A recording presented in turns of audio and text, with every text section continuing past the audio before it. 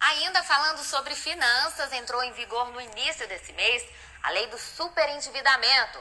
São considerados superendividados aqueles que não conseguem pagar suas dívidas sem comprometer gastos prioritários, como a alimentação e a moradia.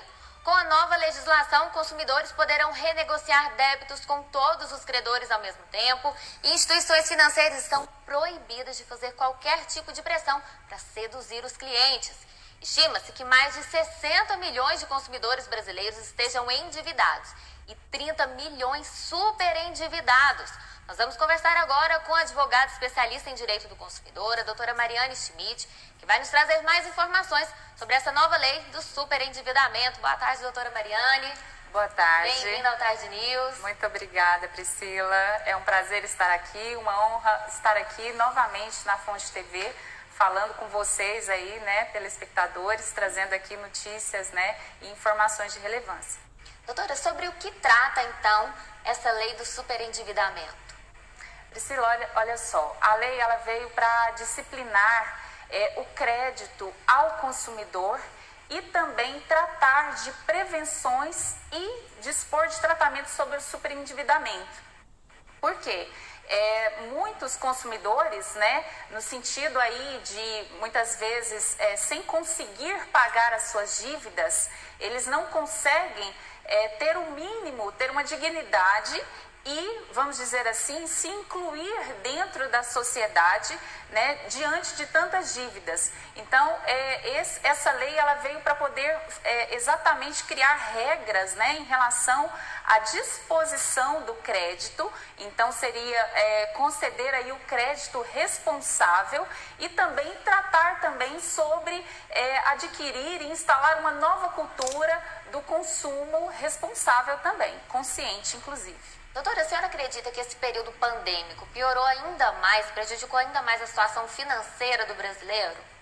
Sem dúvida, até porque nesse período, né, que nós estivemos aí diante de tantas retaliações, né, em todo o mercado, uma crise mundial, sem dúvida, grandes assim, empresas e consumidores se viram em dificuldade para poder estarem assumindo aí e honrando as dívidas que assumiram anteriormente. Então, essa crise realmente impactou e acelerou e assim cresceu muito mais o que nós sempre viemos combatendo aí, que seria conceder o crédito responsável e estimular no consumidor o consumo consciente. Doutora, como que essa lei ela vai beneficiar o consumidor afetado por essas superdívidas?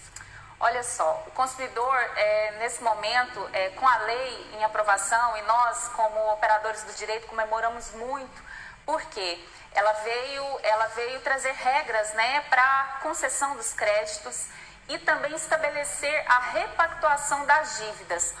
Ou seja, como isso poderia beneficiar, né, o consumidor nesse momento? O consumidor ele poderá, nesse momento, pedir uma repactuação das suas dívidas com todos os seus credores através de uma audiência judicial. Essa repactuação desses débitos com todos os credores, ela poderá ser feita e concedido o prazo aí de, no máximo, até 5 anos para o seu pagamento. Então, ou seja, ele poderá, essa repactuação, ela vai prever que seja garantido o mínimo existencial para o consumidor, que seria moradia, alimentação, educação, todos esses itens que são realmente necessários. Doutora Mariane, agora uma das regras previstas nessa nova lei é a possibilidade de desistência da contratação, por exemplo, de um empréstimo em um curto prazo, né? 7 dias, é isso mesmo? Priscila, olha só, a lei, quando o seu texto principal, ela previa realmente esse prazo aí, esse direito de arrependimento. Contudo, o nosso presidente sancionou a lei, mas com alguns vetos, e entre eles estava exatamente esse dos 7 dias. Essa parte da lei foi vetada pelo nosso presidente. Porém, cabe ainda aí uma sessão no Congresso entre os senadores e deputados no prazo aí de 30 dias, ou seja, a lei foi sancionada agora no último dia 2 de julho, nós temos aí até dia 2 de agosto que podemos ainda discutir a reinclusão, né, ou mesmo a justificativa por conta desses vetos aí. Entre eles é exatamente esse dos 7 dias. Doutora, e como que fica a questão da oferta de crédito com mensagens que dizem, por exemplo, sem consulta ao SPC e ao Serasa, esse tipo de propaganda no momento de oferecer o crédito ao consumidor ainda é permitido ou a lei mudou alguma coisa? A lei mudou exatamente isso mesmo, Priscila, porque, olha só, a lei trouxe, na verdade, o texto principal, como eu falei de alguns vetos aqui, o texto principal da lei trazia, inclusive, algumas outras expressões, taxa zero, sem juros. Esse texto foi vetado.